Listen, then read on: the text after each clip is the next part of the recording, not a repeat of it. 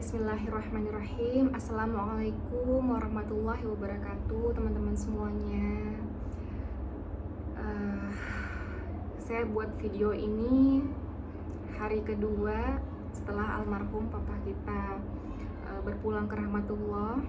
Karena di hari pertama saya nggak kepikiran apapun, yang ada saya cuman fokus sama proses pemakaman dan lain sebagainya. Tapi buat teman-teman yang nanya gimana kejadiannya, ceritanya bagaimana, kemudian prosesnya bagaimana kemarin, sebetulnya papa itu sakit apa, akan saya ceritakan di sini biar teman-teman semuanya juga bisa tahu dan tenang. Dan sebelum saya menceritakan semuanya, saya dan keluarga besar mengucapkan terima kasih banyak yang sedalam-dalamnya, karena dengan tulus teman-teman semuanya se-Indonesia, bahkan mungkin di luar Indonesia, ikut mendoakan almarhum papa kita, almarhum Papa Sulianto bin Sastro Martoyo. Itu sangat berarti banget untuk kita semua. Kiriman doa, Al-Fatihah, mungkin kita kan Al-Fatihah bersama juga di sini bareng-bareng bagi yang nonton. Terima kasih banyak semuanya. Jadi kenapa saya masih pakai baju hitam? Jadi kita tadi hari kedua habis berziarah juga sama keluarga.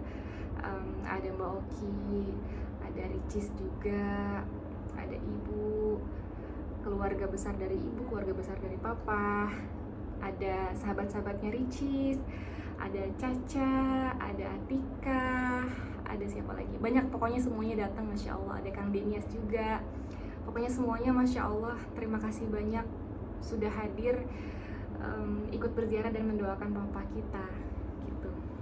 Baik, sebelum kita mulai, saya juga ingin menceritakan papa itu sebetulnya orang yang bagaimana sih gitu.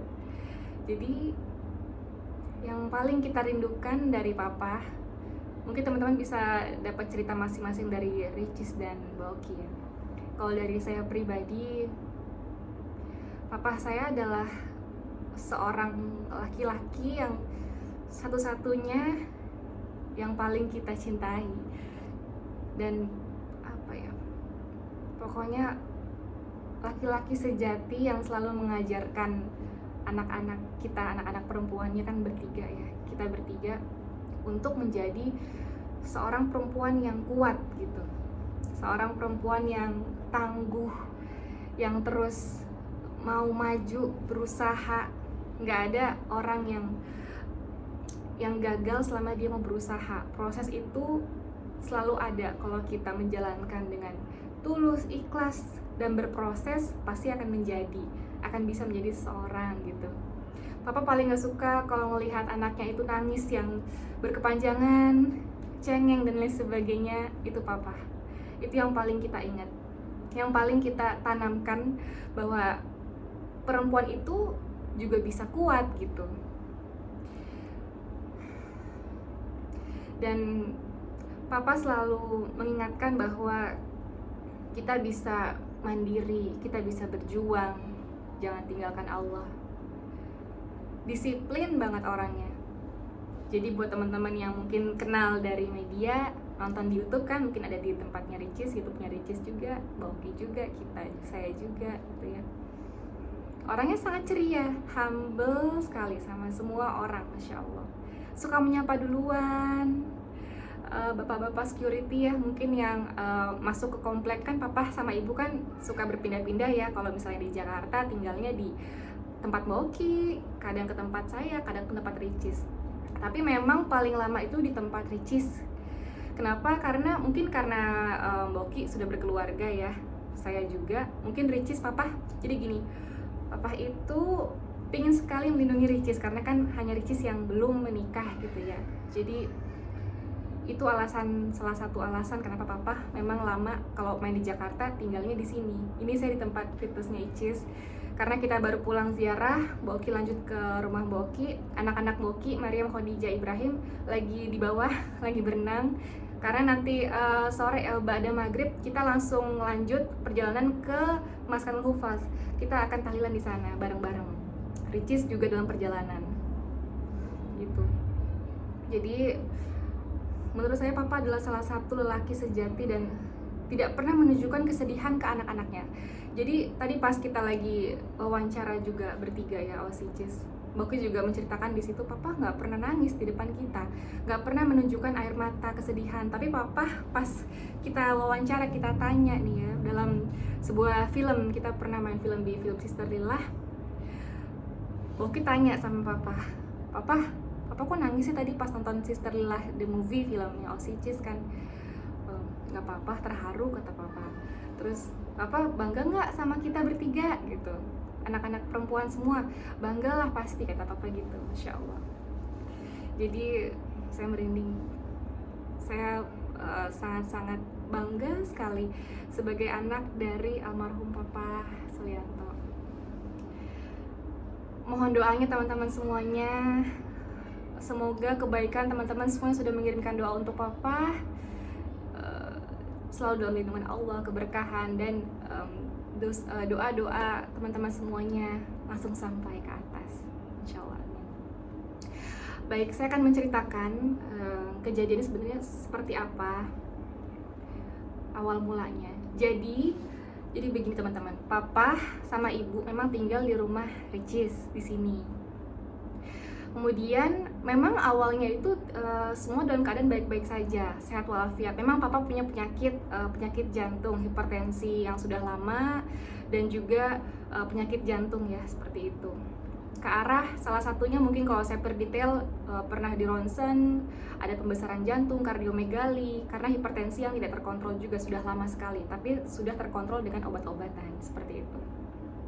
Nah kemudian jadi setelah lebaran, kemudian bersilaturahim dan lain sebagainya, kemudian papa juga sama ibu di sini di rumah Ricis dalam keadaan seperti biasa gitu ya, keseharian makan bersama dan lain sebagainya, kita juga main di sini. Lalu Ricis juga sama tim Ricis pernah bercerita juga sempat buat video konten, jadi video yang sangat Masya Allah happy. Saya juga lihat di videonya YouTube-nya Ricis juga. Jadi semuanya happy gitu ya, dalam keadaan baik-baik saja. Maka dari itu Ricis juga mungkin izin sama papa dan ibu, ingin menenangkan diri juga. Jadi di Flores kemarin ya sempat transit ke sebuah tempat yang lainnya. Maka dari itu Ricis pergi ke Flores salah satunya gitu. Nah ketika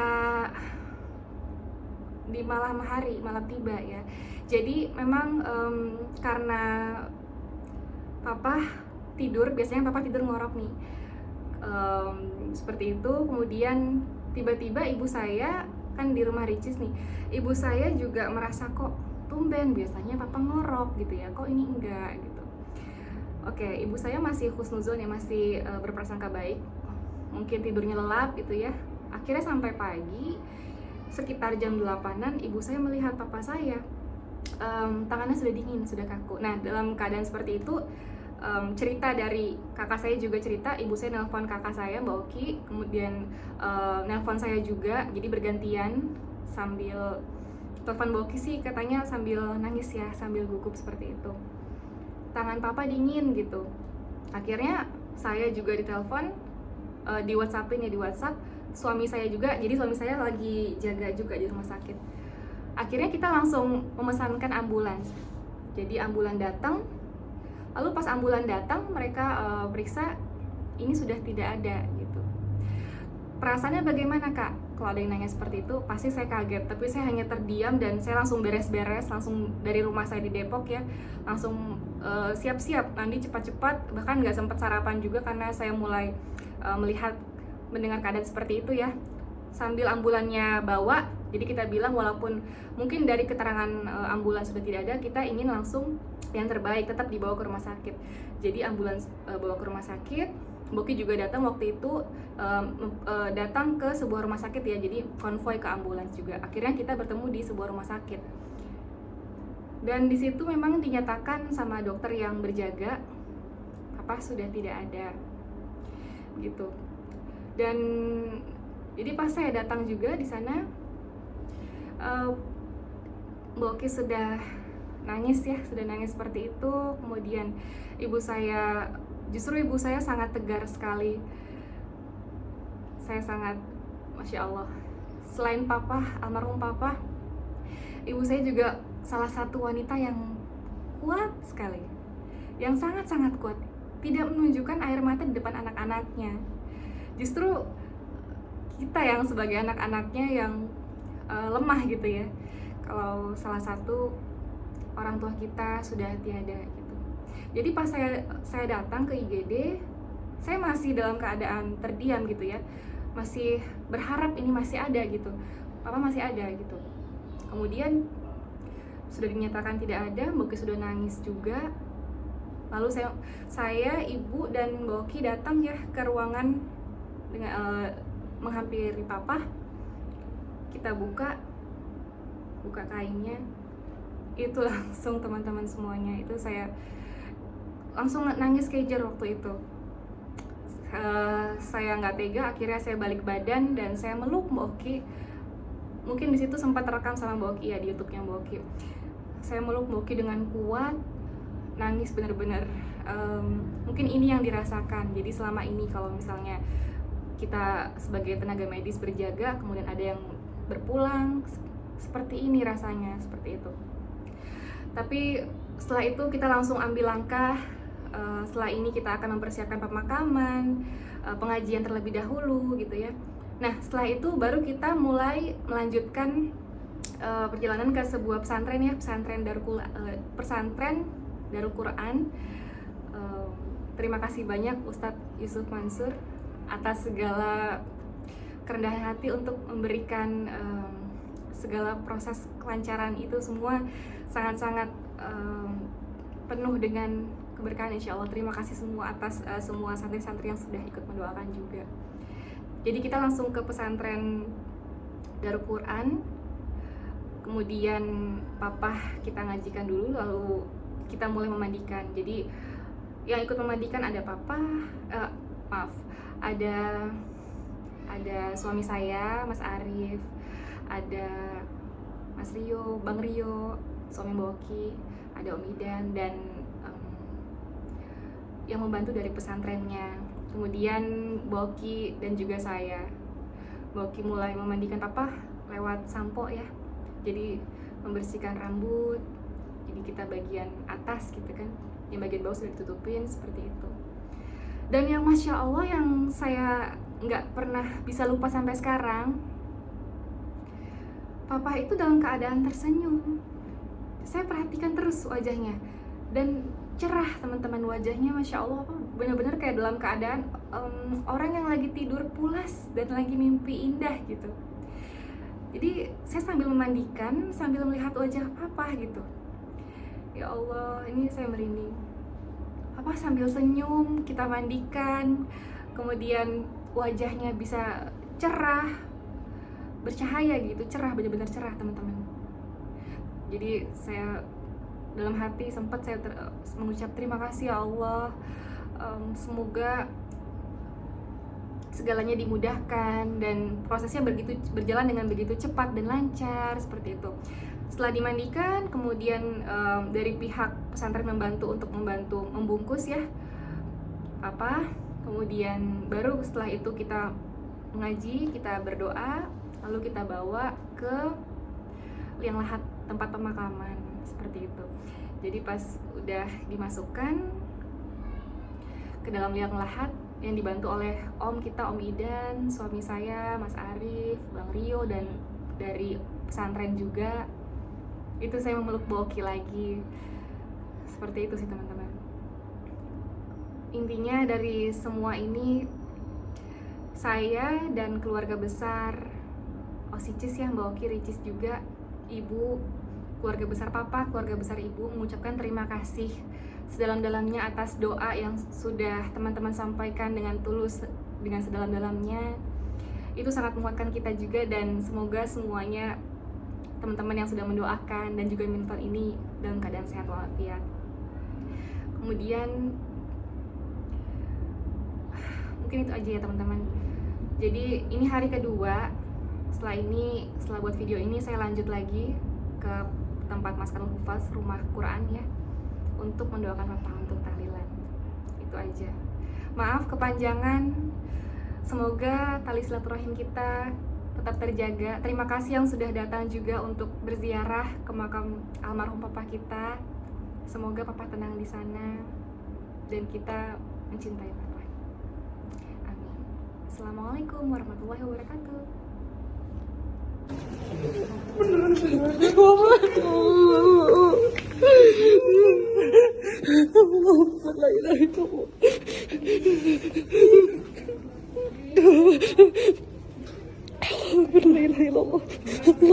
Dikira itu kakak tidur.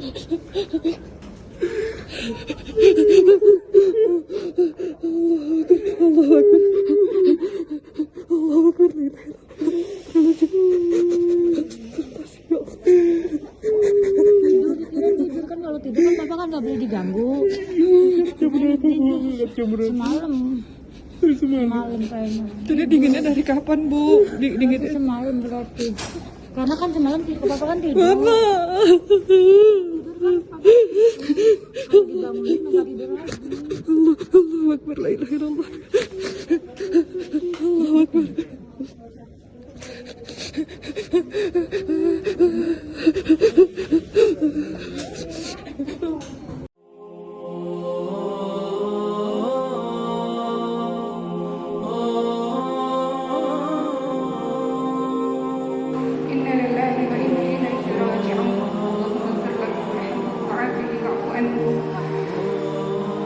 Pada hari ini 4 Juni 2021 telah wafat ayah tercinta kami, Bapak almarhum Sulianto bin Sastromartoyo.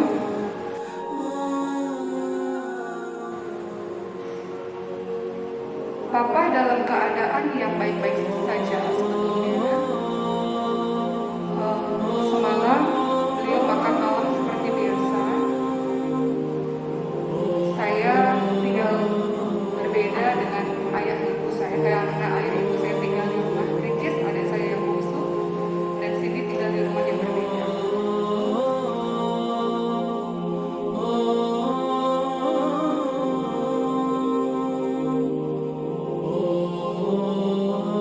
Hafizul 30. Masya Allah. Artis padahal. Doktor juga.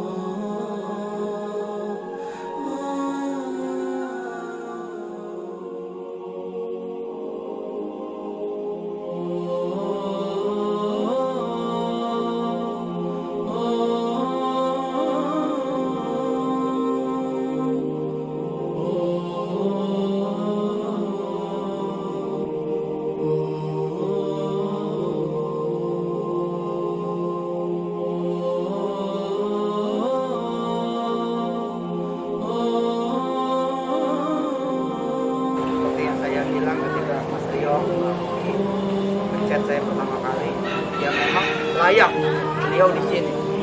Kenapa? Karena memang inilah ayahnya dari para penghafal Quran. Ini boleh kita bilang Abul Kufat, ayahnya para penghafal Quran. Insya Allah Fatimah, amin.